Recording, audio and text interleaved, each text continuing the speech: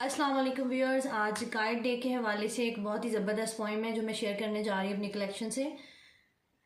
بجھ کے table lamp اس کے بازوؤں پہ گر گیا، دستے قائد سے قلم پھر فائلوں پہ گر گیا، فائلوں کا بوجھ اس کی دھڑکنوں پہ گر گیا، یا پلٹ کر عکس اپنے آئینوں پر گر گیا۔ روح قائد جسم سے آزاد ہو کر سو گئی، چیخ میں تحلیل ہو کر فاطمہ گم ہو گئی۔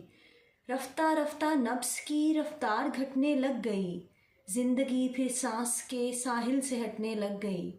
بجھ کے ٹیبل لیمپ اس کے بازوؤں پہ گر گیا، بازوؤں کا بوجھ اس کی فائلوں پہ گر گیا۔ قائد ڈے کے حوالے سے اور ادروائز جو ہے اگر کوئی بھی ایسا سچویشن ہے جہاں پہ ہم اپنے قائد اعظم کو جو ہے وہ یاد کرنا چاہیں اپنے فنکشن میں، تو وہاں پہ اردو کمپیئرنگ میں اس کو ہم یوز کر سکتے ہیں۔ تھینک یو، اللہ حافظ۔